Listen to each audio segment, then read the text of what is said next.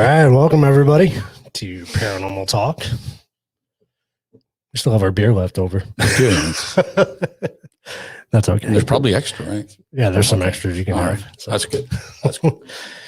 Give a second for people to start coming on here. Switched over from our beer segment. Wow, it's like magic. We got Mike on, Christine, Wendy. We're just jumping back on. How's it going, guys? Romper, Bumper, Stomper. I see Christine. Yeah. All right, everybody's starting to jump on. Awesome. Very cool. I was showing my age. What? So I'm always showing my age. Oh, with the romper stomper thing? That works. Yeah, that's all right. Why not?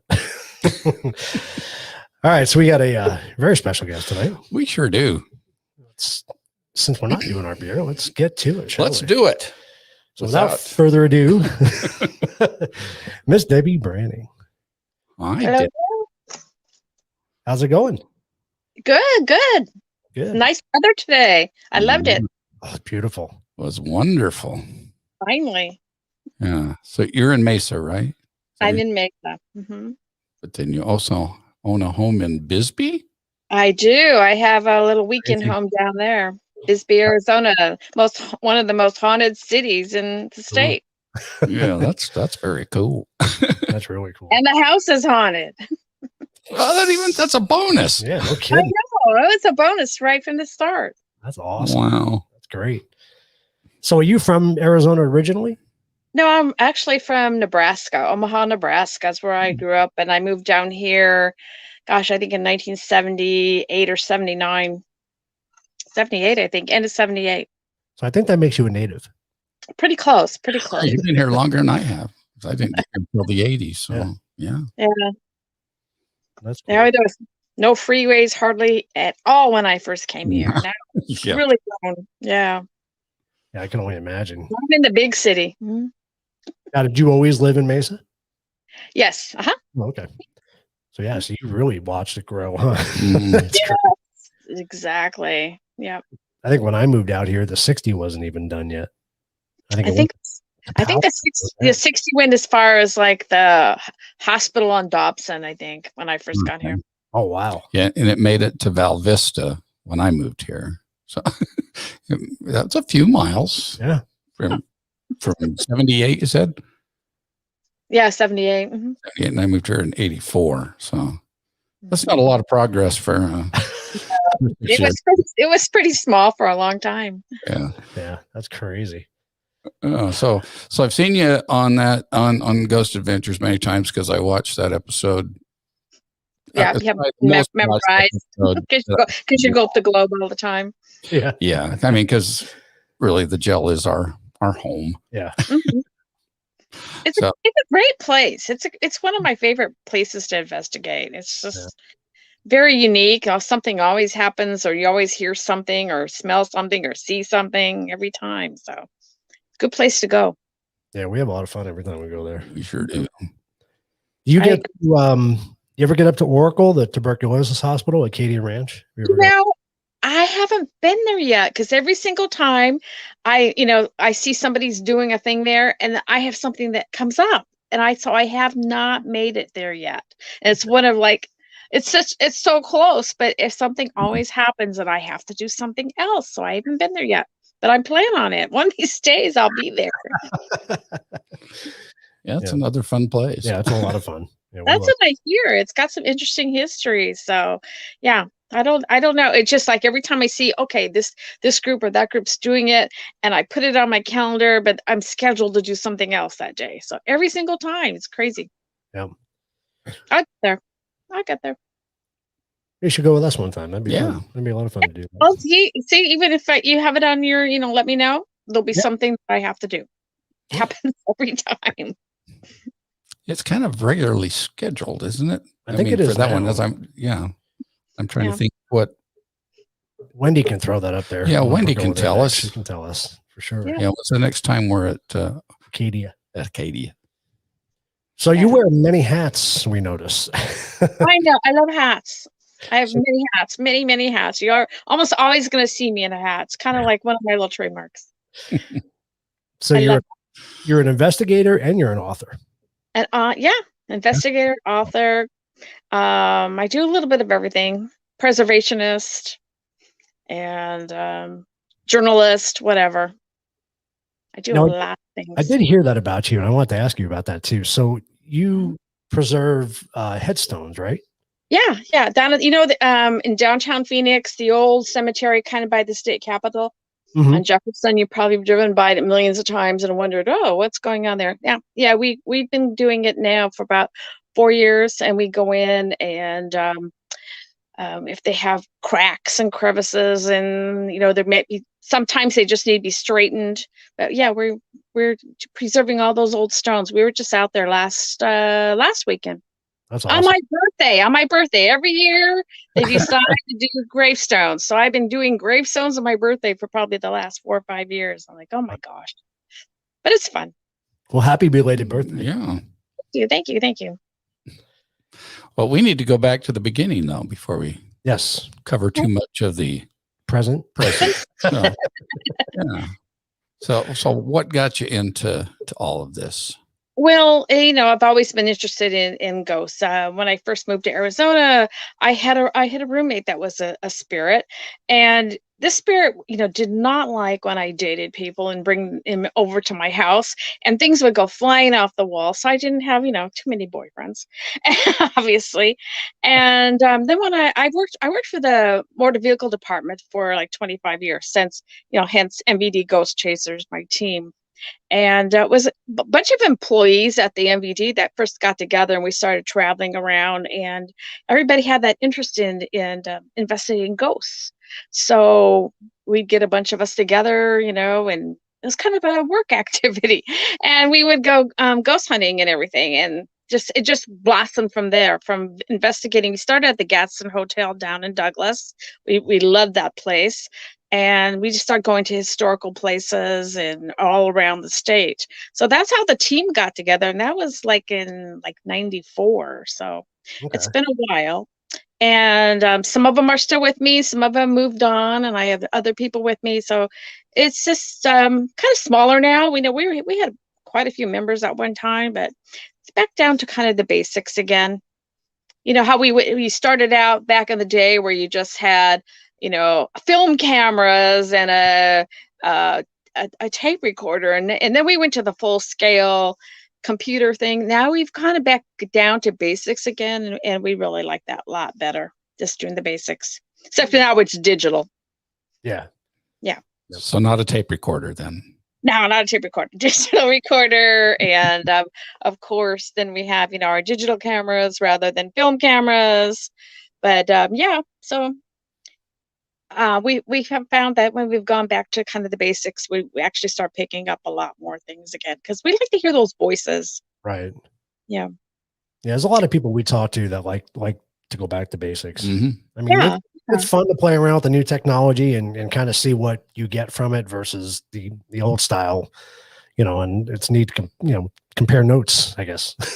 Right. Yeah. It's always fun to try out the new things and work with other teams that are using them and seeing how they work. But I like when we are out there, basically we're just going to have our cameras, we'll have our recorders. We'll usually have an EMF meter just to kind of do base readings, so we know what might be causing surges and things like that. But Right. yeah, we're not real fond of the ghost box or the little stick man jumping around. But all the rest of the basic stuff we hit. And occasionally we'll get the dowsing rods out, just if we need something to do, or Right. a pendulum or something like that, just for laughs and giggles. But That's cool. yeah, we like to just sit and have a conversation with the spirit and Right. see what we. Mhm. Sometimes you get the most out of that, I think. Exactly. Like I said, we've done both ways, but that's been working the best for us. That's cool. Yeah, I guess if you have like a pair of bells or little jingly things, that perhaps the spirits will go, well, I know what to do with that. And they look at a box and go, wow, What is that? what the hell is that thing? I know. Yeah. So what would you say in the years that you've been doing this, what was probably your most memorable experience that you've had? There's been a few. can't say that I've seen like a gazillion ghosts. I've probably only seen 5 in all the years we've been doing this. A lot of times, you can feel them, smell them, hear them, but as far as seeing them, and so I think down at the Bisbee house, there's a little girl that is at my home, and I was watching TV late one night, and I looked up and I saw her standing in front of me, in front of the TV. So that that was kind of a really cool thing that it happened at the house there. Um, couple times we used to do a thing called cemetery crawl. I don't know if you've ever gone on my pages, but we used to, I always wanted to be on the Amazing Race, but I don't think I could probably bungee jump. So I decided I would make my own variation of Amazing Race, and I developed the cemetery crawl.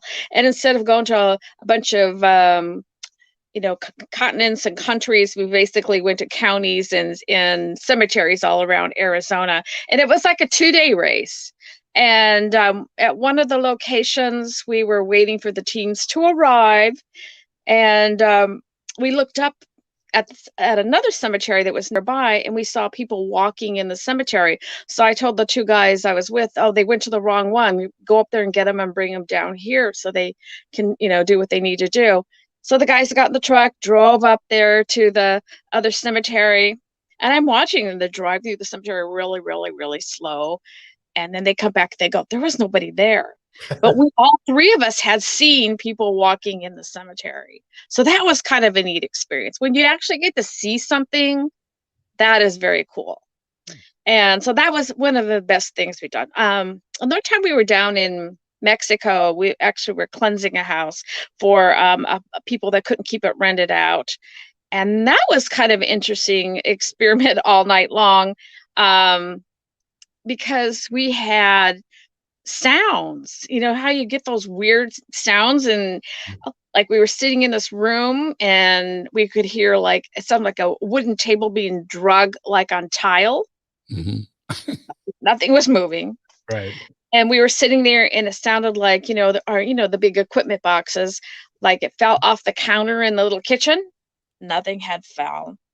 So things like that make it really exciting to see what's going on. We heard knocking on the door at night, and and finally in the morning, then we thought we would of course do our investigation before we cleansed the house, because we wanted to take full benefit to find out what's going on. Right. And in the morning, then we did do the cleansing, and the people that own the house have never had a problem again, and they've had it rented out all the last couple of years, no problem.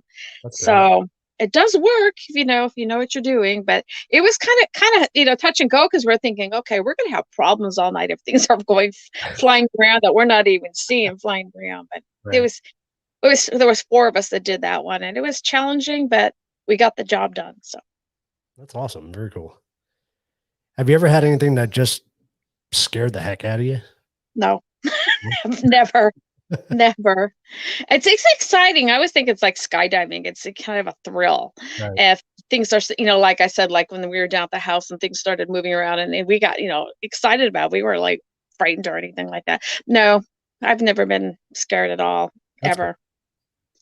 We use pretty good protection. We always, kind of do a little protection prayer ahead of time. I've got all kinds of crystals and rocks on me at all times, so I feel pretty well protected. And there was only one time when we were down at Bisbee, and we were up at the city park where the old cemetery used to be, and I was taking a group of people and telling them about the how it used to be a cemetery.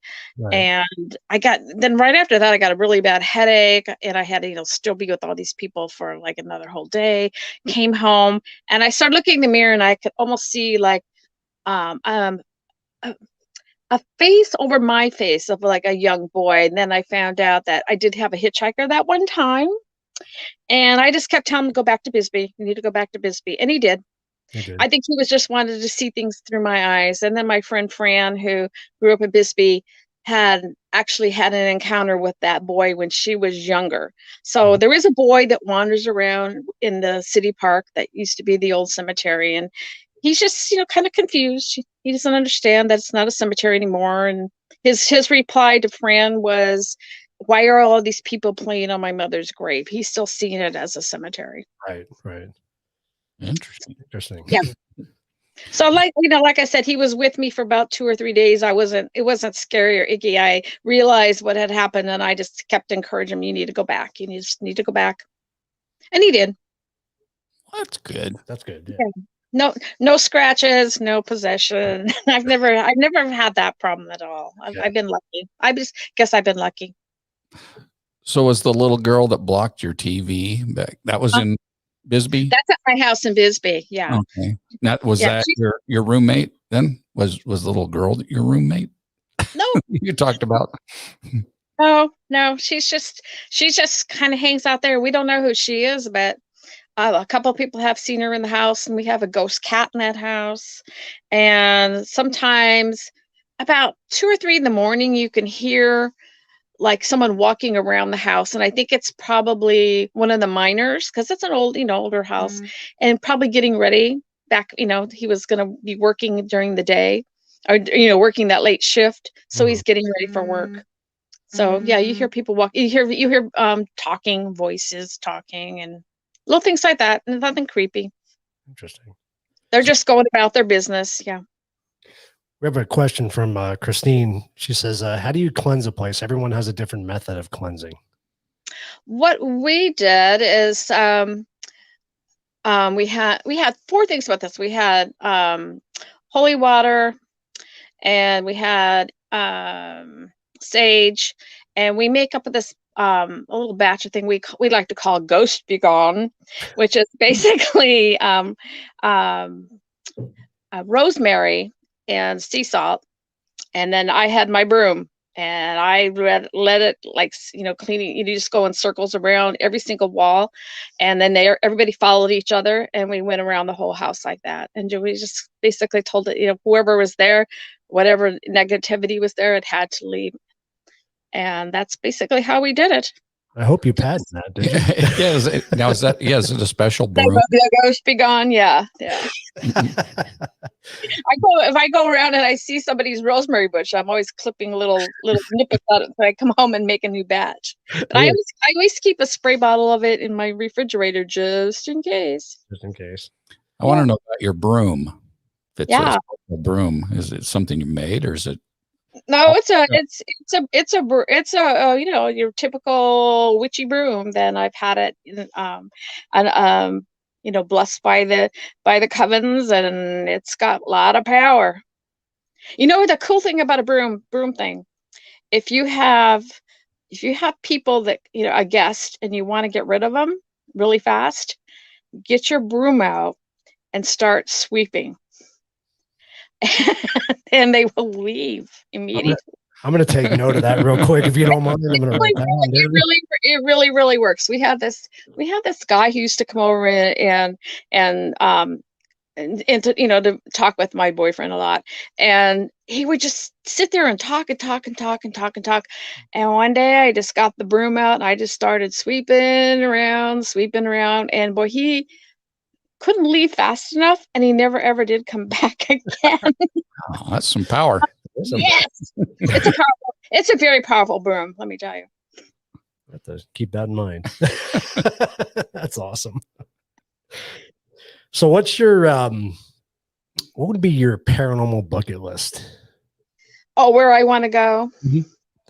Gosh, I've been to so many places already. There was I'm trying to think. Well, of course, Arcadia. There you go.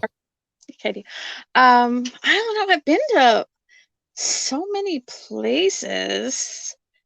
I can't think of anywhere where I really want to go, because I've been to many places. I haven't been to St. Augustine in Florida. I haven't been there. Okay. I would like to go do the lighthouse and everything there.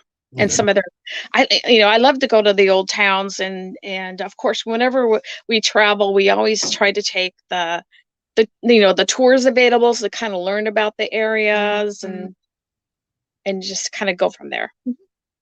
That's cool. So anywhere. I've been a lot of places back east. I've been places in California, Colorado, New Mexico, of course. Just I don't know. There's just I can't think of any place offhand that I really wanted to see that I haven't already seen. Right. Where do you guys want to go? Oh, we want to go all over.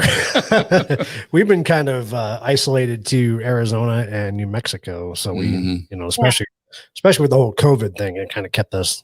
Oh yeah. So, Yeah. Last year was kind of a bummer as far as travel. I was supposed to go to Texas for a preservation conference, and that's when we go to a lot of places too when we're traveling there. Then we just kind of like, okay, while we're in the area, we'll right. check this out too. So yeah, Yeah. anywhere we go, we usually have to stay at a haunted hotel and we have to eat at a haunted restaurant. And we love haunted old restaurants that used to be fire stations. Those are always cool. And we love to go to the old prisons and jails and in old hospitals, anywhere that has energy. So Right. when I was just finished haunted Route 66. In fact, I just pushed the button the other night, sent it into the publisher for editing now. And so I went with 4 or 5 friends. So we did it in 4 segments. And we had so much fun learning about the history and getting to see some of these places that are haunted. And we were up in Holbrook at the old courthouse, and nobody was there. So we had the whole place to ourselves. Wow. And they just said, go ahead, investigate, do whatever you want to do. And so we were all over in that place. They let us go to places normally people don't go to. Right. And we were in Winslow. We ate at this place that used to be a trading post, and it's Bojo's now. It's a restaurant. I don't know if you've ever eaten there. I think I know that restaurant. It's very, very old looking inside, right? It's got the whole tile up on the ceiling and everything. I think I've been there. Yeah, it's very old. And probably like 12, 13 years ago, I did a paranormal workshop up there. And that's where we ate. And one of the guys at the workshop was eating in the bar area, and they let him go down into the basement, into the tunnels, because there's tunnels all under Winslow. Mm-hmm. For when they made the railroad, the Chinese always used the tunnels. And so I was telling, my friends, okay, the other, last fall, I says, there used to be this a trap door that went down, below, and you could walk around on the tunnels. So I looked over there and I go, but they changed it. It's different now. They've kind of remodeled the bar area. So I asked the waitress, and she had no clue what I was talking about. So she called the owner, and he goes, well, yeah, there was a trap door. There are tunnels. So she hands me the phone, and he goes, you guys want to go down there? And we love, of course. So we're impromptu, ghost hunt. We're going down the old staircases. We're down in that basement. And a couple of them went ahead of me, and I says, just keep looking up and you're going to find a trap door. And sure enough, they go, it's here, it's really here. You're not crazy. And so they got pictures of the trap door for me, and I was a happy girl. We took pictures of everything down there, took it back up. The waitresses and then the staff were just so excited because they had no clue that was going on. But it was really kind of neat. And that's what happened to us all the time. We always got in these little situations where we're like, okay, you guys want to go contemplate, go ahead. And so we were doing that the whole time. It was really fun. So like I said, we did it in 4 segments. We started out in, I think, beginning of June. We finished up in November. And I just, like I said, finally sent the manuscript in the other night. So now they're in there, now it's going into editing and production. So yay. That's cool. Yeah. Wendy just asked how your Route 66 trip was. Oh, it was wonderful. I mean, like I said, it was just one of the most fun things we did in a long time. And now they're like, when are we going to go do more? And I'm like, oh, I don't know. We'll see if maybe they'll give me another state to do or something. Right? Yeah, exactly. So did it include any other states though? Or was it just the part of 66? I just did Arizona. Okay. I think so far there's somebody did Illinois, somebody's done Missouri. I just did Arizona. I think someone's working on California. So we still have like New Mexico, Oklahoma, Texas to do yet. So there's still more out there. Yeah, definitely. It's a fun trip. It's a fun trip no matter what. I'd love to go to Chicago and just do the whole thing all the way to Santa Monica. That would be like so fun. That would be fun. That'd be exciting. Yeah. Talk about history. There's there's so much of it that's just kind of deserted now. We were exploring all these ruins, out there in the desert. We did get to go to Apache Death Cave too. Oh, okay. yeah. And that was very cool. That's over at kind of between Flagstaff and Winslow in that area. And so we did get to go do that. And that was very cool because it was kind of hard. You had to kind of figure out how to get there. You had to park and walk and kind of hike a little bit, and there it was. And we sent down our little agile girl that can hike down because you have to go across that little bridge and it's like nothing there. And so she's a little tiny, so she scooted down to the cave, and we're taking pictures. And you can just really feel a lot of spiritual energy there. A lot of sadness, and it's very, very busy. But you don't get very good EVP there because you got the I-40 just probably a few miles north of it. So, but it was still very cool to go there and actually kind of explore it a little bit from the area. So that was fun. I think we put that on our bucket list too. Was it 6 guns? Yeah, two guns. Two guns. Yeah, 2 guns. I need 6. Yeah, you can take 6 guns with you. Might as well. Yeah, you'll need them to kill all the snakes. Right. So. Right. Snakes and then the bats in the cave. Yeah. Yeah. Bats don't bother me. They bother you? Not really. Not really. Nah. Yeah. So that was a fun stop we did too. And then, like I said, a lot of those old trading posts that were along the road there, they're all abandoned now. So we were kind of doing some urban exploring, going inside some of them and taking pictures. So cool. It's a little bit of everything. Yeah. So what got you into writing then? Was it the investigations that made you want to start writing about your experiences, or? Pretty much. Yeah.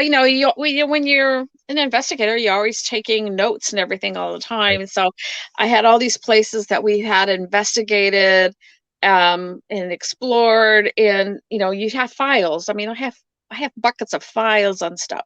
And then I started writing for Examiner. It was a kind of an online magazine they had out from like probably 2009 to about 2019. I know I wrote for them for like 9 years. And so I got to do like the Paranormal Arizona and Paranormal and Haunted Arizona, and it was really good because I got to travel a lot too. Right. And so everybody, I got to do all these free tours and these freebie things because everybody wanted to be in the magazine, so that was very cool. Yeah. And so then I just kept taking notes of everything, and then I wanted to share all the tales with everybody. So that's when I started doing books then. And the first one was, the Sleeping with Ghosts, and that was the hotel one. So that one's a little outdated now because that was back in orb days. Right. And so sometimes I look at it, I'm like, oh, no such thing as an orb now. But that was the first one. That was like, that was almost 20 years old, I think now. That's been around a while. And I did the Dining with the Dead. That's at the restaurants. That's one I really, really like. Right. And Grand Canyon ghost stories, because there was no book about the Grand Canyon. So one of the publishers, contacted me to go up to the Grand Canyon and get that one done. Mm-hmm. And we did Graveyard Shift, and that's all the cemeteries. Haunted Phoenix, I did like a couple years ago, and then they wanted me to do the Route 66. So working on that one. So there's just all kinds of crazy stuff going on. That's cool. Did you get some of those to post? Or yeah, up there? I did actually. I was curious. Yeah. I'll throw some of those up there. Yeah, we did get the picture you sent me of the books. I don't know if it was very clear, but some of them were. Oh, there's the books. Yeah, the Dining with the Ghost really caught my attention. I'd like to read that one. Mm-hmm. Definitely. Yeah, that one's kind of fun because a lot of people tell me they take the Sleeping with Ghosts book with them, the Dining, the Dead, and then they keep them in their ghost bags or their car. So then when they travel, they know where to eat and they know where to sleep or not to sleep or whatever. So it's been popular. Now, are your books available on Amazon? Yes, you can catch them on Amazon. Okay. You can always contact me you know, on Facebook, and I have a author page too, Debbie Branning author page, and then my regular Debbie Branning page. And I always have a supply with me. In fact, this weekend I'm going to be up in Jerome doing a book signing up there, so that's going to be a lot of fun. This is my first book signing in a year because of COVID. So finally going to get out and about and do a book signing up in Jerome. They've been wanting me to come up forever. That's very cool. Yeah, so it'll be fun. We're all dying to get out, aren't we? I know. It's been a long time. Yeah, it's been too long. Too long, yes. And so you have a children's series. Yeah, I actually wrote a series of books called Chicklet Piglet. I actually wrote those for my kids way back when they were little, and that took a long time to get those published, but they're out. They've been out now for a while too. And there's 3 of them, and I was in the middle of doing a 4th one, but the publishing company, because they weren't selling many books, decided that the lady was going to retire. So I have to find a new publisher now if I want to continue that series. That's cool. Well, at first I thought maybe it was French and it was Chicklet Piglet, but I was. Yeah, that sounds fun. What's the story about? I mean, obviously, yeah. Chicklet Piglet. Well, he's a pig, and he can't decide what he wants to be. I mean, he's on one book, he's solving, he's like a detective, or another one, he wants to be an actor in Hollywood, and just little things like that. Another one, what else was I trying to think offhand? Oh gosh. I know, it's just, he's just kind of a misadventures, and there's a lot of secret little codes and clues in there that kind of goes with my life. So cool. when people read it, they go, "Oh, we know what that means." Yeah. So little numbers, or names spelled different ways, and everybody kind of knows. Okay, those are just Debbie's little freak things. Yeah. That's cool though. That's neat. So do you, when you write, shifting back to paranormal, do you like to collaborate with a lot of people to write, or do you write just solo? I like doing solo. I did collaborate a book on ghosts for a Houston book. Mm-hmm. And I did do that one with another author, but I like doing my own because it's just easier to work with me. But I enjoy when I'm out doing my books, getting stories from different paranormal teams or different ghost hunters or paranormal investigators, and they share their ideas, and I include their names and put them in the book, their stories too, so they get a little kudo for all their hard work. So it's kind of nice hearing from other paranormal investigators that have investigated the same places. Right. That's cool. Yeah. Very cool. I was gonna. What? Did you have another question? We'll have lots of questions, always. Yeah, lots of questions. I know it got quiet on my end for some reason. I don't know what happened. Yeah, we noticed that too. The volume dropped a little bit. It was weird. Yeah. We still hear you good though. Yeah, we do. I don't want to touch anything, because when I do that, and then I always lose everybody. we tend to do that sometimes too. Yeah. I know. So of all your books that you've written, is there one that's really special to you? The 3 I like best is The Dining with the Dead, because everybody likes to eat out. Right. And it has some really good stories about some of the restaurants. And I like The Graveyard Shift because I love, cemeteries. Cemeteries are one of my favorites. And, there's a lot of history with the stories. And in the Phoenix book is kind of fun too. Basically, the Phoenix story is, all the downtown Phoenix area. And in fact, once a month I do a walking tour now with Marshall Shore, the hip historian. Mm-hmm. And so he does the history parts, and I do some of the ghost parts. And we, because when we used to take a bus out, and we couldn't do the bus anymore because of COVID. Can't put 30 people, strangers, on a bus together. So we thought, well, what can we do? So we came up with this walking tour. So we take 10 people. We just only do it once a month. and we walk all around downtown Phoenix and talk about some of the old buildings and some of the ghost stories associated with the old buildings. And some of the stories are in my book, and some of them, we've learned since. So it's been really kind of fun. People get a little bit of history and a little bit of mystery all together. Yeah. Have you been to Hanny's?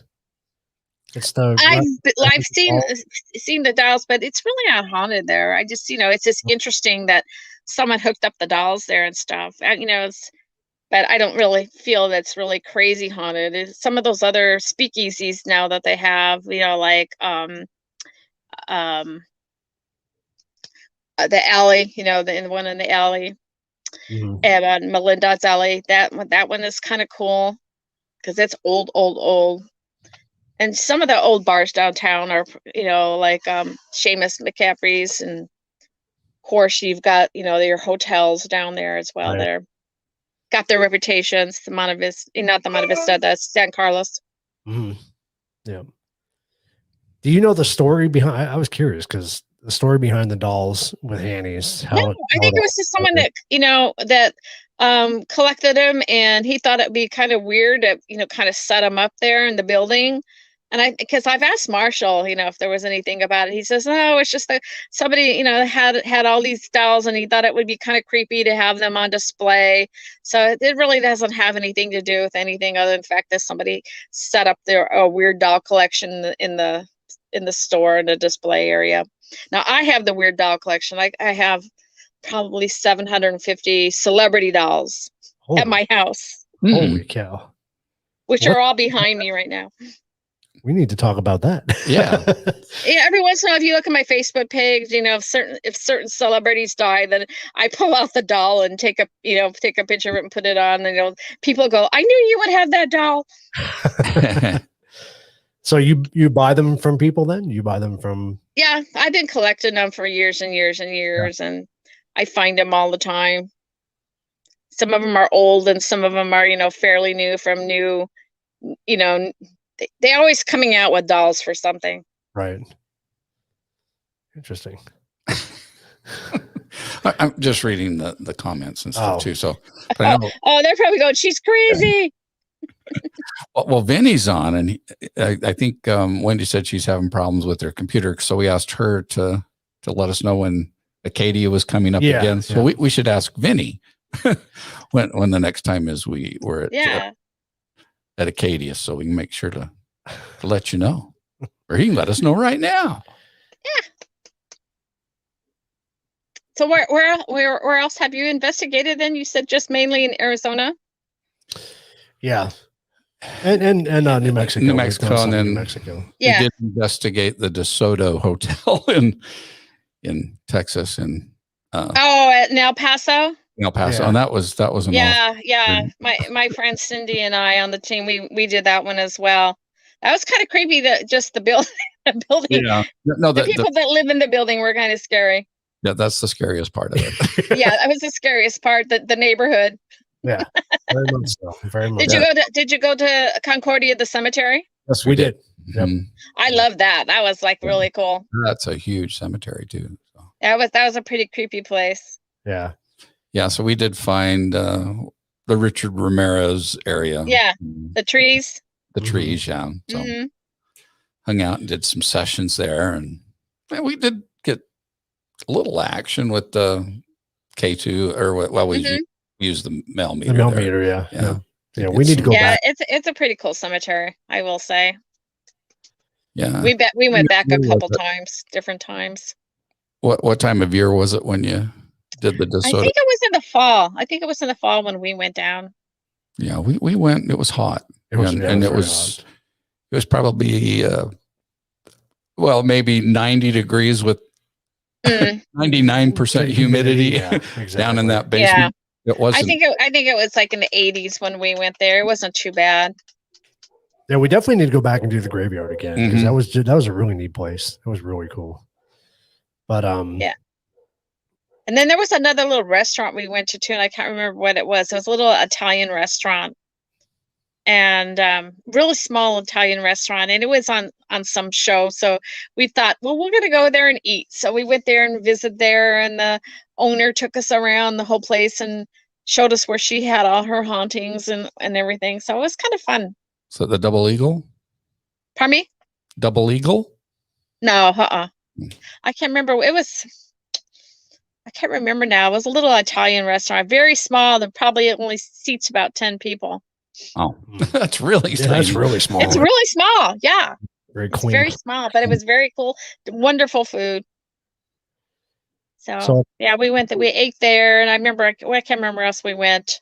We were just we wandered around to the some of the historical homes. You know, we just kind of like, we were visiting her son. So then while he was doing things, we're like, okay, we're gonna go go ghost hunting for a while. So we would just leave and check out different places.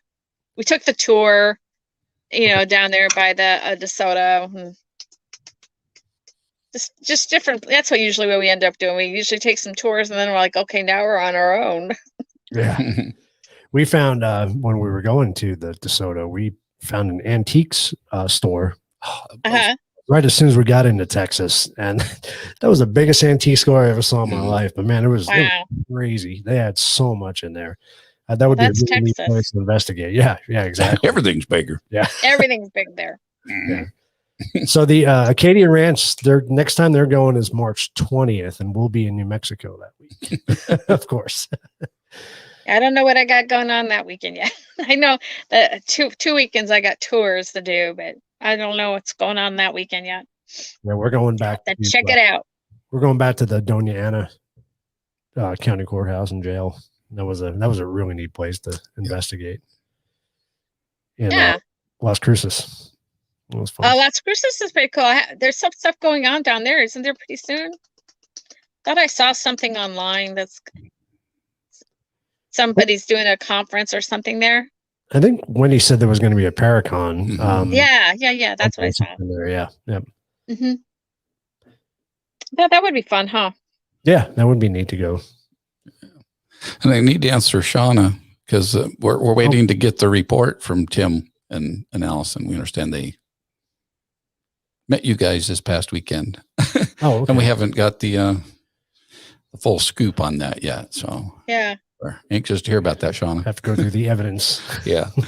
So when are you doing the jail next? The Gila? Yeah. Well, they do it every month, right? Yeah. You do it once a month there too, don't you? Yeah. Yeah. Yep. And you've done Phelps Dodge. We haven't personally, but that's the group has. A place I do want to go to. Yeah. The last time when I was down in Ajo, and I was with this real small group that time. It was kind of cool because there was only like about 8 of us, so it wasn't a big crowd. And I was sitting in the room that would have been the pharmacy, and there was like 2 other ladies sitting there with me, and we were just kind of just chit-chatting with the spirits. And I looked up, and there was I saw a woman standing like at the pharmacy counter, and she had dark hair, like she looked like Hispanic. And I kept thinking, is that somebody in our group? And I'm thinking, no, there's only like 6 or 7 of us, and there's nobody that looked like that. Yeah. And so I kept looking at her, and she was looking at us, and then she just disappeared. So I don't know who that was either, but we did try to do some, conversation with her, and we're trying to get her to, knock on the counter, and we did get like 1 knock, and that was about it. But that was really kind of cool too, because a couple of us saw her standing there, and then she just kind of just vanished away. Huh. But that's about the most I've seen when I've been there at the Phelps Dodge in Ajo. That's neat, though. I'm just jonesing to see more than just shadows. Right. See a lot of. I don't know if my eyes are just playing tricks or not. I know sometimes you think your eyes are playing tricks. Yeah. Like, am I just tired and I'm just starting to see things now? And another cool place. I was back in New York a couple summers ago when we were doing cemetery camp, or preservation camp, and we got invited to historical home to investigate, and we could hear like women's footsteps in the house. We could hear their hem of their dresses swishing on the ground. Oh, wow. And then we thought, okay, well, let's like pretend like somebody's at the door. So I went by the front door and I was like pounding on the door, and I was going, there's somebody at the door. Somebody needs to come open the door for your guests here. And I'm pounding on the door. And pretty soon this big, massive cloud just came into that little entryway. And it was really cool because you almost could feel them all coming in to see who was at the door. Wow. And then it just dissipated, just went shoo. It just sucked back into the other room. So that was really kind of cool. And I saw something on Ghost Hunters. I think this season they had kind of the same thing happen in one of their episodes, where there was this it almost looked like a fog came into the area where they were investigating, and just as quick as the fog filled up the room, the fog just backed off again. And I'm like, that's the same thing I saw. So this does happen. So it was really kind of a neat thing to actually see something like that. Yeah, that's crazy. So maybe you'll get your wish. Maybe. We'll see. See something besides shadows. Have you ever investigated the Queen Mary? Where? The Queen Mary. The Queen Mary, yes. Yeah. And I messed up because when we were down in the locker room singing Ring Around the Rosary, I was so tired. I sang the last word that way they were supposed to wait for the ghost to say. So then they were like, oh yeah, you get the professionals in here, and then they just screw it up. But I think I was so tired. It was like one of the all-night tours, so it was about 3:00 in the morning, and I was just like, okay, I'm nodding off, and all of a sudden I'm singing along with filling in the blanks where I wasn't supposed to. That sounds like me. I know. Then they're just like ribbing me the rest of the time. Okay, get her in here, and she just screws it up. Well, I just go to sleep, so I don't bother anybody. I've done that too. I think I was like half asleep, and so on. When they quit singing, I was like, okay, I'm just gonna keep singing. But the Queen Mary is very cool. I've stayed there a couple times. I think it has a neat energy to it because it's just old, even though it's just sitting there. It's still very, very cool, isn't it?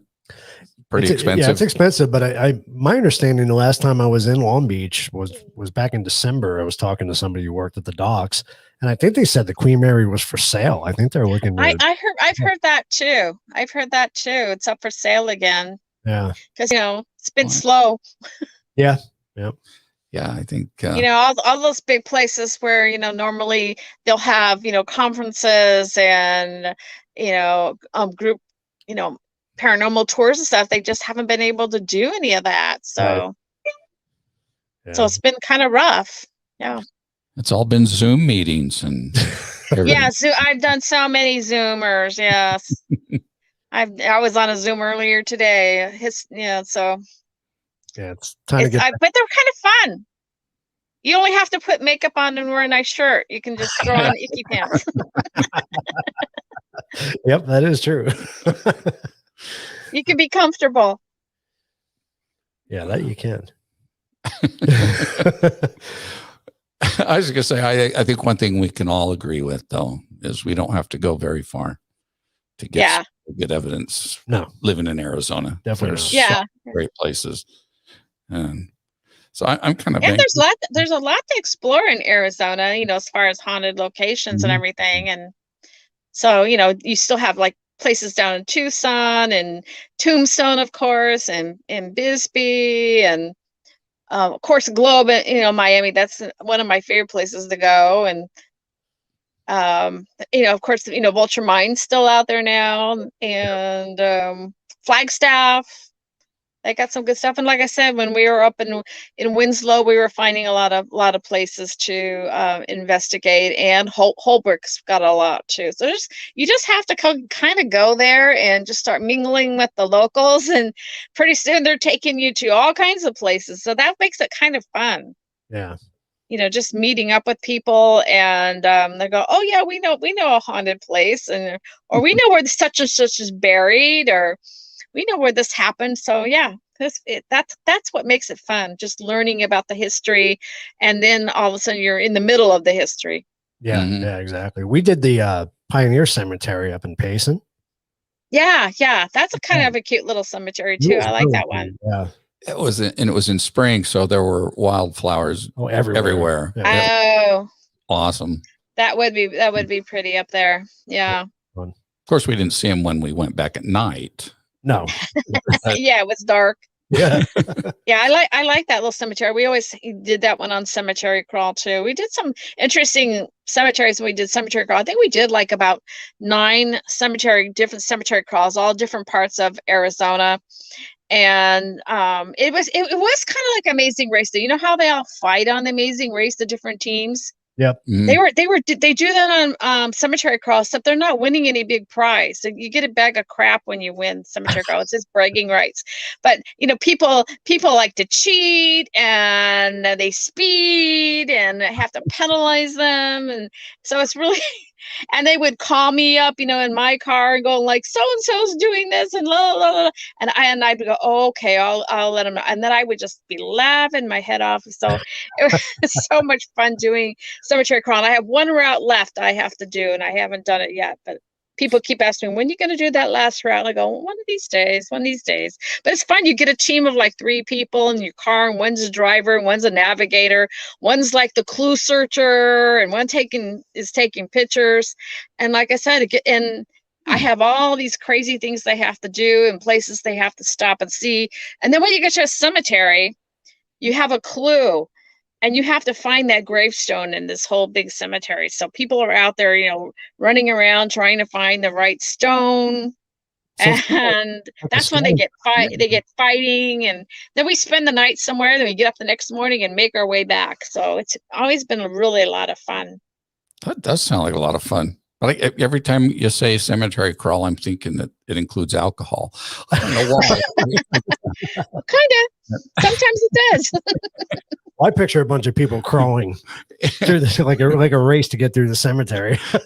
They do, and boy, and I've caught them, and they get penalized and they get fines. I mean, it's crazy. It's really a lot of fun though. And they do some, one time I had them doing a Native American ceremony up in Hobie Land, and so they get to do all kinds of crazy things when they're on the crawl. So that's neat. That's very cool. I'd really like to do that. I was going to say, we should try it sometime. That'd be fun. I know. Like I said, I have one more to do. We've been all over the whole state. Let us know when you do it next. Maybe we'll join you. That'd be fun. If you do this. Yeah. We don't cheat. We try not to. You don't know. Nobody cheats. Yeah. I'll know. Yeah. So Vinny was asking, what places do you know that would benefit from our fundraisers? Do you know of any places?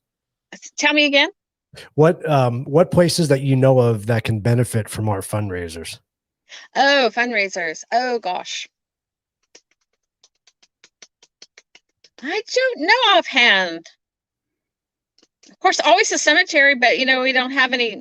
It's not really haunted at our cemetery, but we're always doing fundraisers over there, always needing money for preservation. Yeah. So that's one thing. And, just about any place that really needs preservation work might welcome a paranormal investigation, but not always. Some of them are kind of funny about it. Some like the Rosin House, which is very haunted, but they won't say it is. Tovre Castle is very haunted, but they won't say it is. But there's things going on there, and how I find out is from their docents. Their docents tell me everything. Huh. Yeah, the head honchos are like, "Oh no, it's not haunted." I'm like, sure. Mm-hmm. Some places want to be haunted, and some places don't. I want to be. Yeah. You found that out, I'm sure. Oh yeah. Wasn't there the Wrigley Mansion or something over here that was haunted? Isn't that over in like Tempe area? Isn't that the one that sits up on the hill? Oh, the Peterson House. I think so. Yeah. Yeah, the Peterson House. They're kind of the same way. They love donations, and I tried to get in there one time and it was like, oh, well, you can only have like 8 people and it's not really haunted. And I'm like, yes, it is. I'm walking around in it now. I know, I can feel it, It's very haunted. But yeah, that's how it is a lot. Even like the hotels, some of them, even like San Carlos, depends who's the manager, whether it's haunted or not, Right. Sometimes it is and sometimes it's not. But they have their own people that do the tour there, I think now. So right. Yeah, I would think after, this past year with the lockdown and everybody's businesses have hurt, It would welcome a little bit more. Right. Yeah, you would think that, they'd be more excited about it, but then again, they're trying to keep it small, like Rosin House is not even doing tours at all right now because the volunteers don't want to be walking around inside that house with a group of people. But right. I think it's going to get better this year again. It'll be back to normal here pretty soon. Hopefully. I go get my shot this Friday. Yay. I still haven't scheduled anything. Nope. I don't get out of my house very much. No more. I know. Yeah. Just gotta go visit friends and wear masks. I haven't been out to eat at a restaurant with a bunch of friends in a long time, and so it's kind of weird. Yeah. We used to do that all the time, and now it's kind of like, oh no, I don't know, where have you been? You've been traveling. I don't want to be around you. I bet I'd come back from Route 66, and some of my friends were like, okay, we can't visit you. You guys been running around out there, and I'm like, we were very cautious. We were very cautious. We only would eat where a smaller group of people. We avoided big crowds, so we didn't have any problem at all, but.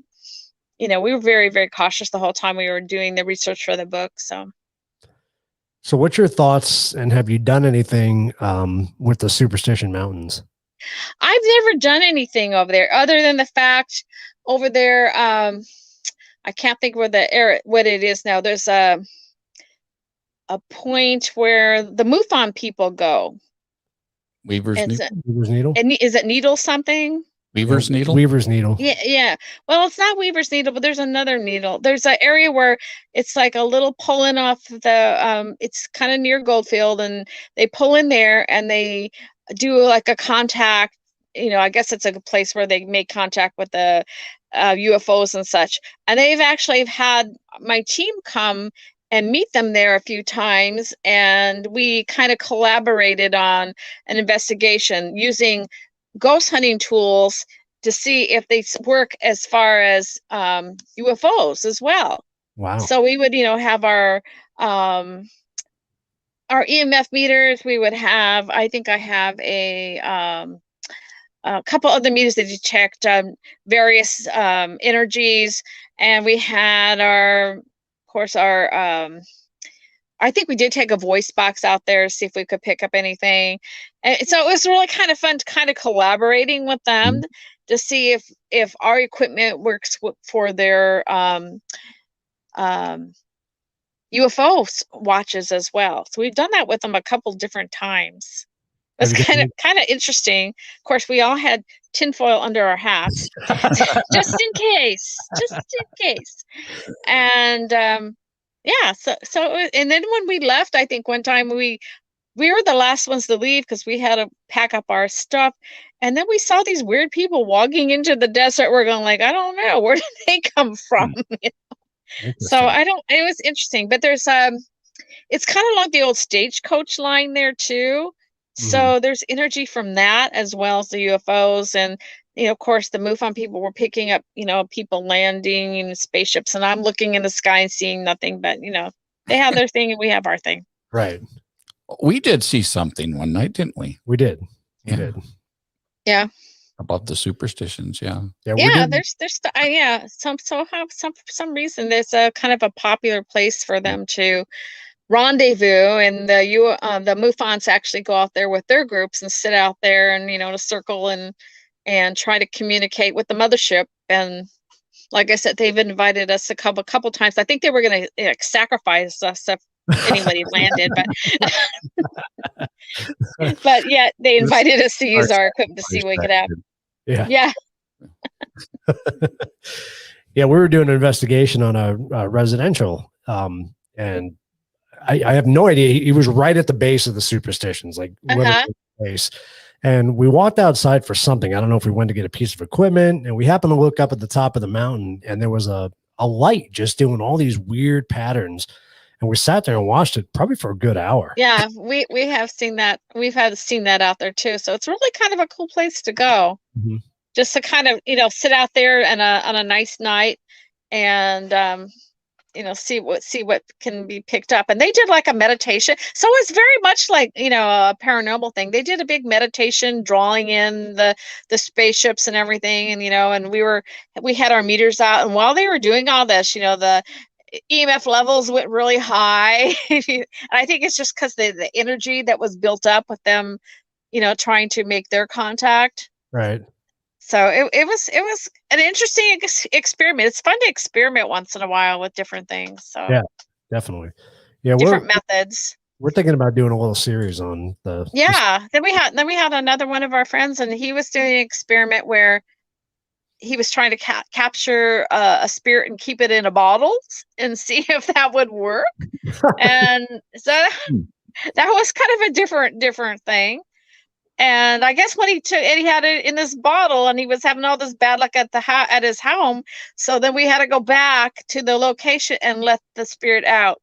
And that's over at the jail. Just letting you know that. Oh, okay. How did he get the spirit into the bottle? I don't know. I wasn't there for that part. But he came along with our group and did that little experiment, and he claimed they had a spirit in this bottle. And he took it home, and then all this weird, his car was breaking down. Him and his wife are fighting. So then they decided, okay, we have to take it back up to the jail. So we did, let him back into the jail, and everything started getting better again. So it's just a weird thing. Just, weird experiments people do. He probably grabbed Kingsley.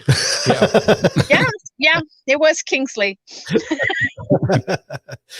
He took Kingsley home for about 3 months. Yeah, not something I'd want to do. So if you were up there and you weren't having any Kingsley interactions, that's why. He's back now, though. Interesting. Yeah, as long as it wasn't Myrtle or Lulu, right? So. Yeah, just put Kingsley in a bottle and take him home with you next time. I'll pass. I wouldn't want him at my house. No, definitely not. The only place I've really had any really bad kind of vibes at the jail was on second floor, or was it the ground floor? Where does Vinny keep that guitar?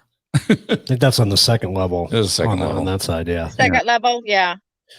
Yeah, that was weird. That was a weird cell. It was kind of dark.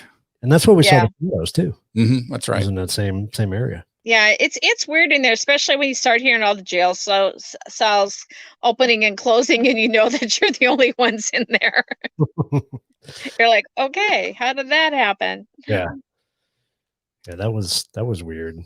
So if you take that experience and multiply it by about 50 to 100, that's what we experienced at the Doña Ana, County Courthouse, with the slamming. I mean, have you been in the courthouse and investigated in there? Not in Globe. I haven't been in the courthouse. Well, in the Globe courthouse, I know a long time ago, I was up there with a friend, and we were the only two in there. We were walking around, and up there, I don't know, they have it more fixed up as a reception area now, but at that time it was still storage for their plays and everything. It's up there near the courtroom. And we walked in there, and we were looking around, and inside where they had all these costumes stored, and we said something about this is interesting in here, and all of a sudden we heard a little girl giggle. And so we were trying to get her, I had some candy, and I put this candy on a chair, and I said, I have some candy here if you want some candy. And then she went away. So then we left the room, and we were getting ready to come downstairs, and the lady who was working the desk downstairs came running up, and she goes, "Are you girls okay? We heard somebody scream up here." We're like, no, it's just us two up here. She goes, I heard a blood curdling scream. So Wow. as she was talking to my friend, I broke away, went down the stairs, and was walking in the hallways on the first floor, and somebody just whooshed by me of big air. Oh, wow. And so we don't know who that was either, but it was really busy that day. And we were the only people inside the courthouse. Have you had experience anything like that happen? No, I'd like to experience the courthouse. So we just never. Yeah. Basically, you just have to kind of walk around, pretend like you're looking at all the museum things, and wander off. It's very busy up there. You feel people walking past you because it was kind of crazy in there. Well, I know on the jail side, that room right before the Bridge of Sighs, they had mannequins and stuff in there, and we had some weird feelings in there too. Mm-hmm. I want to say that someone heard some giggling when we were there too. Yeah. It was Wendy or her sister. Yeah. I don't know. I don't know who this little girl is. Someone said that there was a little girl who was locked in there one time. Maybe, I don't know if that was her. It's kind of like when they did the Ghost Adventures episode. My friends were all waiting inside the courtroom while they were doing the interviews, and that's when they were hearing the piano playing and all that kind of crazy thing. Yeah. And then they ran over and got Zach and the boys, and they all went running over there. Yeah. So that was kind of interesting night too. That'd be neat to hear the piano playing by itself. That'd be kind of cool. We tried to get that over at the train museum. Right. The train depot. Yeah, we didn't really have a lot of action over there. The train depot? Yeah. Yeah, we tried to get the piano. Kip is the one who haunts the train depot. Kip Culver, the one who used to do all the, historic things there. And I've actually heard his voice a couple times over there. But nothing creepy. It's just mostly he enjoys people to still come to the train depot. It's a neat building. It's really neat. Yeah. Yeah, he worked on it a lot there. The cemetery in Globe is very haunted. If you go up there, we have seen like a man with a top hat walking across the cemetery. We have seen different spirits walking across the cemetery, kind of the hillside. We've seen people walk across there. There was 3 of us there one day, and we just left recorder on the back of the truck, and we walked away and, kind of exploring. We came back and played the recorder back, and a voice came on there and said, "Fine witches, I see." Like, whoa, how did they know? Interesting. I didn't, where is the cemetery? I've never even heard of the cemetery there. Have you ever been to their cemetery? No. Oh, you got to go over there. Yep. Vi Clanton's buried there. A lot of the early sheriffs that are buried there. So they, they're very active over in that cemetery. So just take some recorders over there. You'll get a lot of people talking, even in the daytime. Where is the cemetery from where the jail is? I mean, is it in that old area, or is it? Yeah. Just plug in Globe City Cemetery in your GPS. It'll take you right there. Oh, okay. Not a problem. Yeah, that'd be fun. But there's some interesting, tales of different people that died there. So yeah, and it's very old. So yeah, we get a lot of action. We go there. We'll have to try that. Wendy's saying they've been there. They've been to the cemetery. Wendy's been to the cemetery. Yeah. She'll know then. Yeah. Right, yeah, but yeah, there's like one hill, and it kind of like go, you'll see the big hill. That's usually where we've seen people kind of spirits crossing across that hill. And that's where we got the recording when we left the recorders in the truck and we went walking around. So it's a very active area. Yeah, we'll have to do that. Yeah, the other place there in Globe that we've been to here lately is the old YMCA.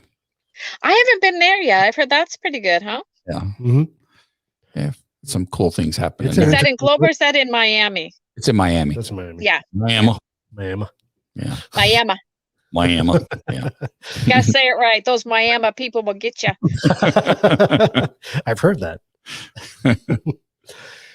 Yeah, that would probably be a real active place too, because all those, the old miners and that, had to have their fun and activities, and so they're probably still there enjoying life in the YMCA. YMCA's are busy for some reason. The one in downtown Phoenix is pretty haunted too.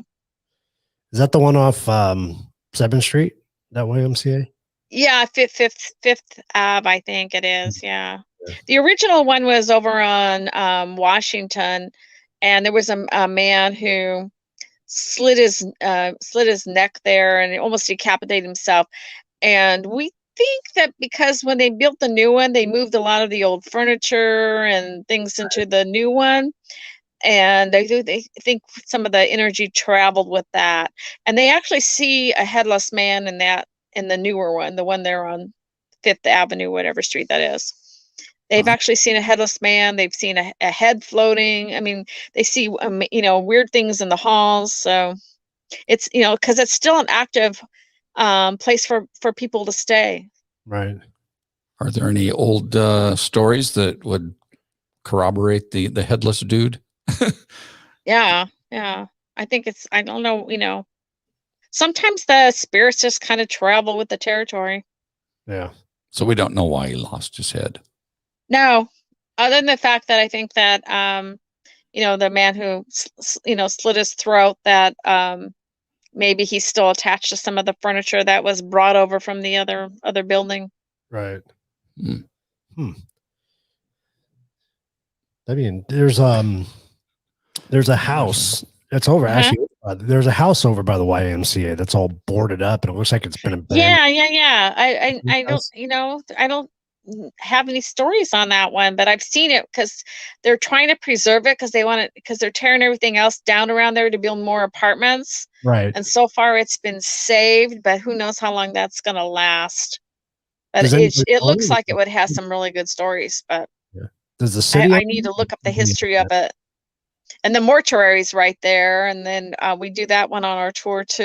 And of course, I learned about the old Firestone building there on Van Buren and about 4th Avenue, I want to say, 3rd Avenue.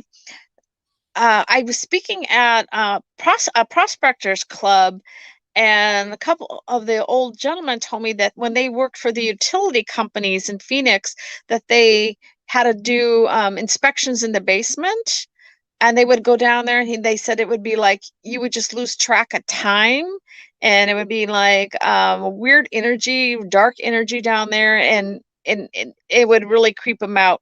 And I thought, okay. And then another man that was at the same prospectors club, he says, what he's telling you is true, because I worked for one of the utility companies and I experienced the same thing. So I want to get down in that basement sometime, but it's closed now. There's not Firestone anymore. And I think it's been sold, because I was keeping track of it for a while. And I think it'd be really cool to go down there and see what's happening in that basement, because it's been there.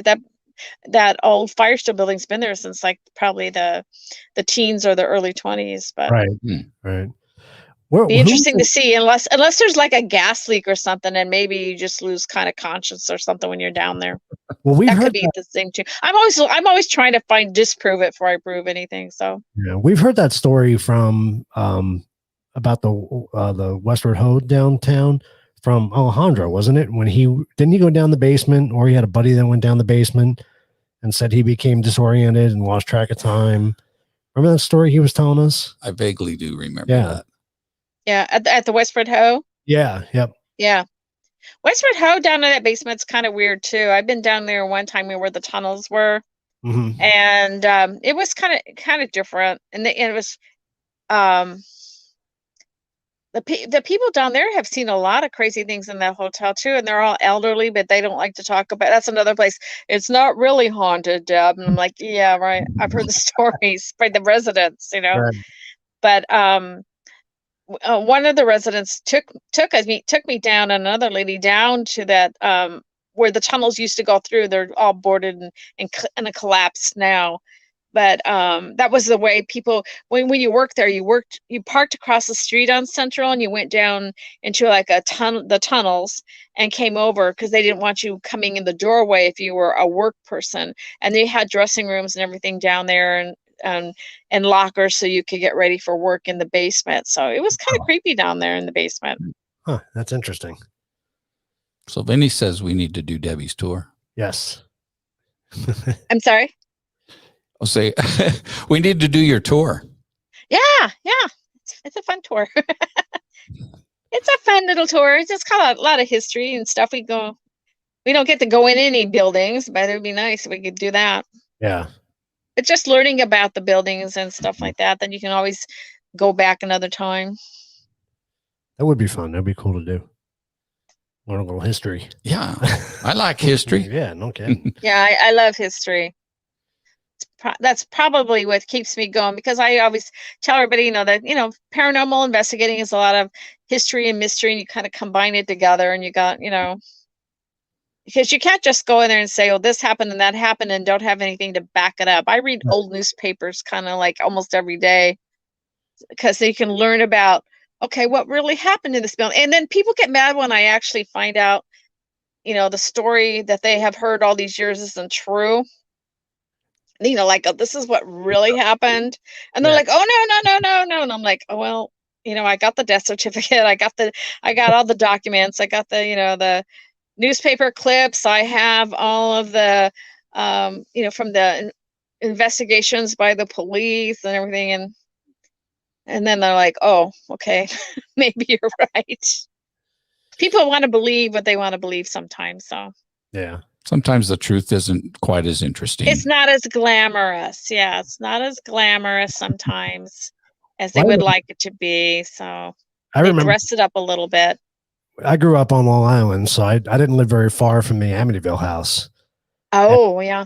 And when I learned that wasn't true, that it's not really haunted, I was really bummed. I know. Yeah.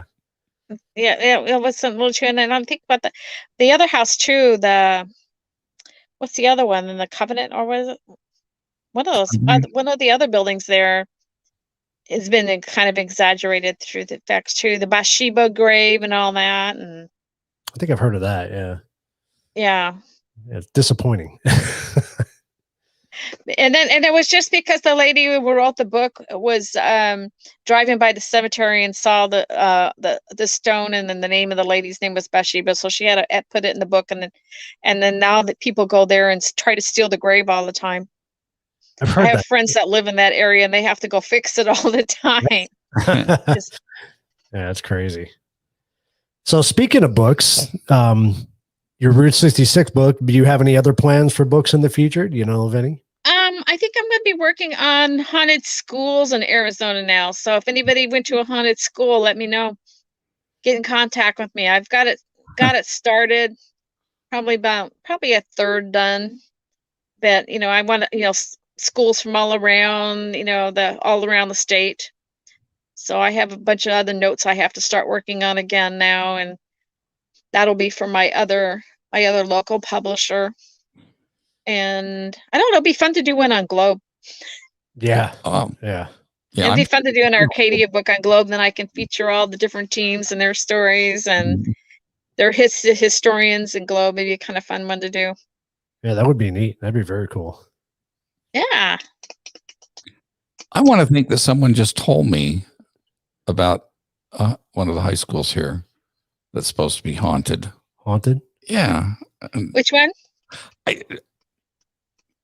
It's not coming to me, but I know it was a conversation that I've had at least within the last 6 months. Yeah, in Phoenix? Yeah, probably in the Mesa area, or Mesa Gilbert. Lindsay says her high school was haunted. I think Chandler High School's old Chandler High School's haunted. Probably. Huh? I think it's haunted by I think old Chandler High School's haunted by a janitor. And one of the people on my team went to school there, and she's actually seen it. So Chandler High School has ghosts.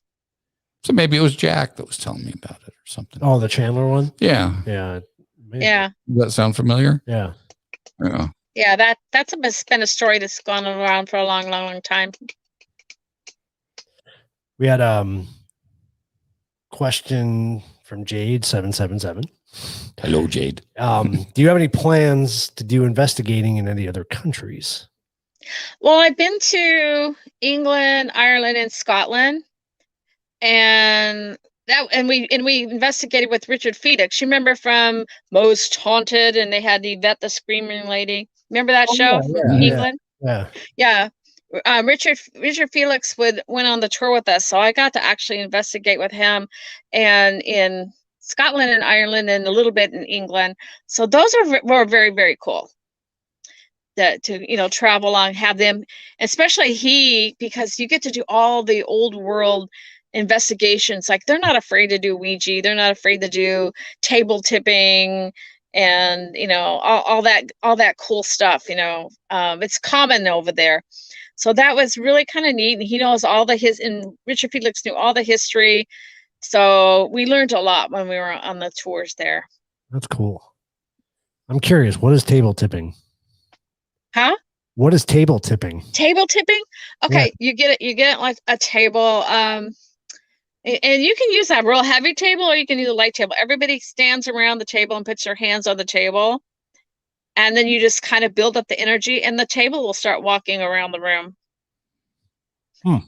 It'll start dancing around the room. It's very, very weird the first time it happens. But everybody on the table, it builds up such an energy, and you invite all the other spirits to join into the table, and then it'll start bouncing. It'll like vibrate, and then it'll actually start moving around the room. It's kind of weird until you've done it. Yeah, it was kind of interesting. Yeah, and then they do, instead of like using an actual Ouija board, they'll take a glass, and turn the glass down, and they will have you put a couple people put your fingers on a glass, and you do it like ask questions, and it'll go yes and no across the board too. So that was kind of cool. Richard taught us all kinds of weird stuff when we were around traveling with him. Well, I wouldn't be surprised in this room, Keith, if we could get this table to start walking around. We probably could. All the stuff that's happened. You never know. Yeah, the thing of it is, you just not be afraid and just go for it. It's like I said, I've never experienced anything. Of course, I don't call in any. We're always kind to the spirits, I guess. Maybe that's why they don't really hassle with us too much. We don't antagonize them. We don't, yell at them or cuss them out. We just talk like I'm talking to you guys. We just kind of have a conversation. And sometimes they want to talk back, and sometimes they don't, and just kind of go with the flow. Because I've never been scratched. I've never been pushed. Anything like that. Yeah, I guess I did one time when I was in the cemetery, because I picked up a piece of pottery. Our cemetery our cemetery, and that old cemetery where I do work is built over in Hohokam village, and there's actually a cemetery there. So we're like a historic cemetery built over a prehistoric cemetery. Wow, pretty much. And one time I found a piece of pottery, and I took it into our little house there to show everybody, because it was a really pretty one. And so then I went back out, because I was picking up garbage in the area, because there's always garbage there, because a lot of the homeless are in the area. Right. And when I was over there picking up garbage, all of a sudden I got pushed over a fenced area of one of the graves. And my whole thought that I was going to go down on one of the little blurbs and stab myself in the leg. But I went through a crack, and I was like, because I didn't want to be on the news, cemetery lady, and it gets impaled on a fence. So I went back in the house and got that piece of pottery and buried it back in the ground again, because I was just showing them, Yeah. But that's the only time I've ever had anything weird happen. Interesting. So as far as Mesa's concerned, what's the most active cemetery you visited in Mesa? In Mesa? Mm-hmm. Well, of course, the big Mesa Cemetery, I would say, is your busiest one, because it's your oldest one. I've never had anything weird happen in there, but that would probably be the one that'd be the most active. That's where all your pioneers are, and the different would be like the leaders of the Mormon church and everything would be buried in that particular cemetery.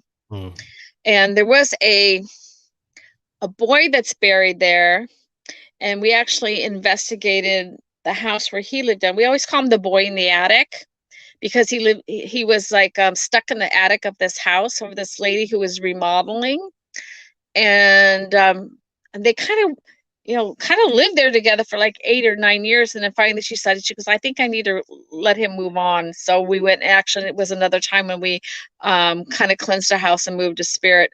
And that one was very, very exciting, because towards the end, when he was moving on to the light, he actually kind of spoke through the lady and described, going above the room, described going above the house, going up to above the trees, up in the clouds. And then he found his mother, his real mother.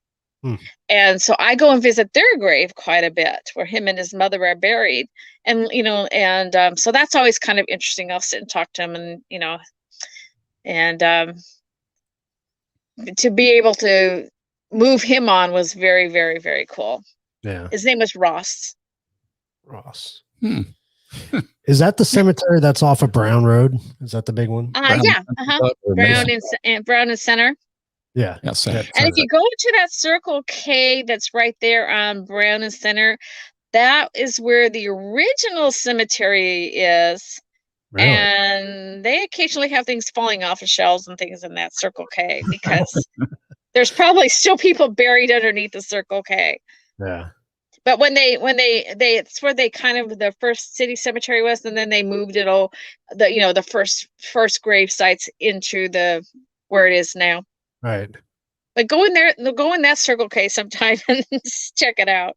They'll probably think you're crazy, but yeah. Yeah, exactly. See if you can get some vibes on what the numbers are. Yeah. So yeah. I'm sure there's somebody underneath the building. They never get them all. The classic line. Right? Yep, exactly. They never get all the graves. There's always somebody left behind. What was that? There was Josh Gates has his Expedition X, I think it's called. Yeah. But he has a paranormal group that goes out and does things. He doesn't actually do it himself, but right. There's I'm trying to think where it was at. In the Midwest somewhere, though, there's a big man-made lake that they flooded. Oh, yeah, it's in Utah, isn't it? In Utah? No. No? No, it wasn't Utah. I'm from Utah, so I'd remember that one. I can't remember the state, but I can't remember either, but I've never seen something. Yeah, they flooded. It was like 18. Or maybe it was Nevada. Well, Lake Mead they flooded a village. Yeah. That wasn't the bottom of Lake Mead. Maybe that's what I'm thinking of. Yeah. I'm thinking this was more Midwest. It's a huge lake, but they did do some scuba diving, and he got down there and he found a really well preserved headstone. Wow. It was still on the lake bottom. It wasn't covered with all the sediment and all that. Yeah. That's crazy. Yeah. So they don't think they moved all the bodies like they said they did, So that they happened. Try, but they always miss somebody. Yeah. Can't get them all. No, you could try. They try. So do you have any plans to write other books from other states as well? You like to know. Like if I do another Route 66, most likely I'm going to have to pick another state. Right. And I know somebody's already got California. Somebody says they got Texas. I wanted to do Texas, but I think Oklahoma would be kind of cool. That would be cool. I think Oklahoma would be kind of a fun one, but it's a long one. I'd have to be on the road and just stay on the road. I wouldn't be able to like run back and forth like I was able to do here in Arizona, because we just did like one section at a time. I wouldn't be able to. I'd have to just take like 3 weeks off and do the whole thing. Yeah. Yeah, just don't go during tornado season. No, I grew up with tornadoes in Nebraska, so I'm Sure, used to that's right. tornadoes. If I wasn't a ghost hunter, I'd probably be a storm chaser. Yeah. I think it'd be kind of cool. I remember we used to have tornado warnings, and my mom would, shush us all down in the basement, and I always wanted to go up, and I go, I want to see it first, let me see it, then I'll come downstairs, But we had to get down there and hide underneath the steps, and it's kind of creepy, scary at the same time. But we never really had a tornado when I lived there. That's part of my bucket list, is to see a tornado. It'd be pretty scary though. I'm But sure it'd be kind of fun. It'd be just as exciting as seeing a ghost, I think. probably a little more dangerous. Yeah, I would say. A little more dangerous. A little bit. When I was younger. I'm old now. Wow. Have you guys ever been out to California and gone out to David Oman's house yet? Mm-mm. No. Down there on Cilio Drive. Yeah, by the Tate Mansion. Yeah. Mm-hmm. Yeah. You got to go there. Yeah. You got to go hang out with David Oman for a night. He seems like an interesting fellow. He's very interesting. That's where I had my 65th birthday. I had my big party in Beverly Hills, and invited a bunch of my friends. So we all went to David Oman's. He cooked us dinner. We had a big barbecue. We ghost hunted all night long at his house, and it was a blast. And we all dressed like the 70s. Yeah. Oh, that's cool. Yeah, he's very, very, very gracious host. I will say that. Wow. So he has to charge though, I'm sure, right? Yeah, he does charge. He does charge a fee. but you get dinner and he'll show his movie, and you get to investigate as long as you want. That's cool. And he's very entertaining. I bet. Wow. Did you catch any evidence while you were there? We did down in the projection room. It was kind of slow for the longest time. Then all of a sudden it got really busy. We see like a shuttle person. We were down in that the room where the dirt room is, and near there. So it got busy. We heard people walking in the room, and we could smell like a weird floral smell too in there. And it wasn't him. He was upstairs doing something else, talking to some other people. But yeah, and that happened that night. And the other night we actually stayed. We actually stayed in the house next door another time, because it was like a B&B, and nothing really happened there. But that was one of the original houses that were on the road when the Tate murders happened. So it was kind of neat. Just seeing, being in that building itself. That's where the maid from the Tate Mansion ran down to use their phone, so she could call 911 or wherever it was back in '69. The police. But yeah, that whole road is really eerie. Just walking around out there, it's kind of creepy, but. Just knowing what. I've been there. I've been there a short visit, an overnight, and then an almost all night a couple times. So all night. You gotta go out there at least once. Experience it. Hang out with David. Well, Satan just joined us. Oh, hey, Satan. on the feed. We're good. It's all going to hell now, huh?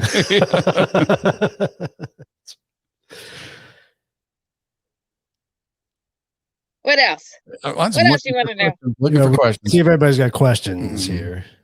Does anybody have questions? Come on, let's ask Debbie your questions. Did we miss anything? I'm not sure. There was a lot of other conversation going on in the background. So yeah, that's what always happens. We tend to miss questions sometimes. I don't see any new ones. Other than Satan joining us. So I have a question for you. So you're old school when it comes to the equipment that you use. What would you say? Do you have a favorite? Do you have a piece of equipment that you always gravitate to? Just mostly a digital recorder.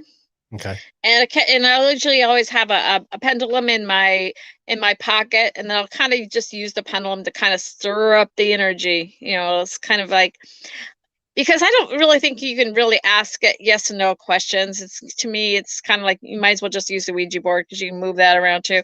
But I like it to kind of stir up the energy around, and I use a pendulum when I'm out in the cemetery a lot. But I would say a digital recorder is probably my favorite.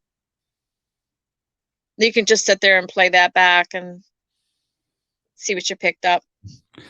Satan has a really good question, and I'm always curious too when I visit graveyards and read tombstones.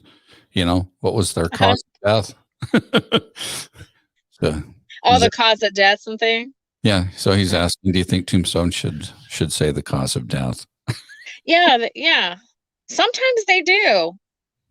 I mean, I know there's one in our cemetery was a little boy who was playing on the train tracks, and he was playing on a train, and the train, he was deaf, and the train started up and started moving, so he got ran over. So on his gravestone it just say killed by the cars.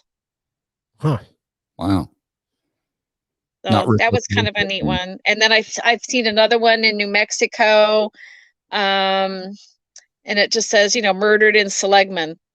So I had to look that one up, find out, well, how did he get murdered in Seligman and get buried in New Mexico? But right. Yeah. That's on Route 66. He was murdered by some people I think it was like a store, and he was being robbed and he got murdered there. So sometimes they do tell you how they died or strangled. Mm-hmm. So that in your Route 66 book, since Seligman's on Route 66? Yep. So we talk about that murder. Okay. The one that was murdered in Seligman, we talk about him. Mr. Drain is his name. I don't think I've ever seen a tombstone say how somebody died. Have you ever come across one? I've never seen it. For kind of tongue in cheek, some Western ones will have a little rhyme or something, but choked on water. I'll have to pay attention to that next time we do a graveyard for sure. Yeah. Have you guys ever been in Iowa and gone to the Villisca murder house? Mm-mm.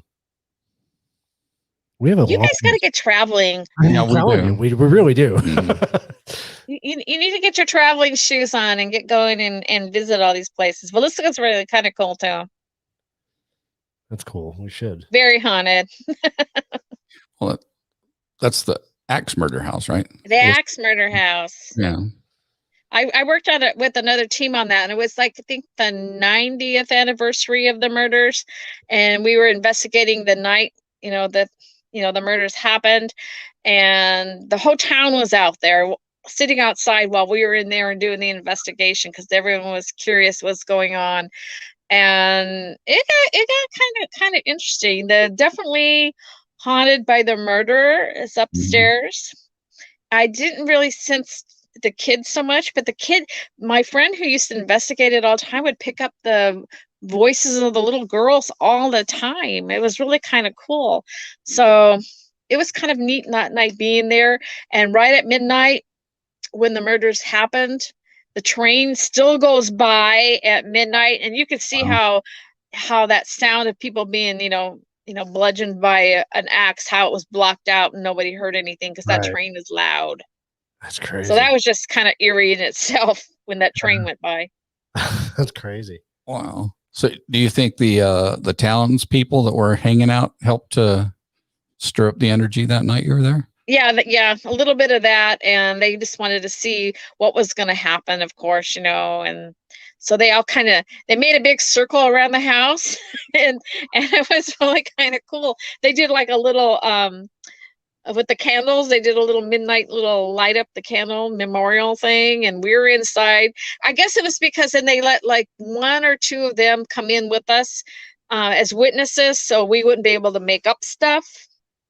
So we had like eyewitnesses from their group come in. They would kind of sit with us while we were, investigating. And because if something happened, they didn't want us coming out there going, "Oh, this happened, that happened," and they'd all going like, "Sure." So they just stick some people in there with us just in case something really fabulous happened. So it was kind of a neat setup that night. I flew all the way from Arizona to Omaha and drove down to Villisca so I could participate in that 90th anniversary of the murders. That's cool. That's crazy. Yeah, what state is that in? Iowa. It's in Iowa. Yeah. Villisca, Iowa. Yep. Yeah, we got to travel. We got to start traveling. Wow. You got to travel. Yep, we have to. Yeah, we're still pretty new at this, actually. Yeah, we've only really did our first investigation 2 years ago. Yeah, about 2 years ago, and so. Yeah, see, I've been doing it since '94, so. And I've luckily been able to travel to a lot of places. So yeah, we plan. Which makes it nice. Yeah, it does. Well, there's so much. Not lately. Got to get my traveling shoes back on again. Yeah, we all do. So I want to put up your books one more time and let people know they can go to Amazon. Yeah, you can go to Amazon or just contact me, and I'll be happy to sign them and send them out to you too. That'd be very cool. Yeah, that'd be very cool.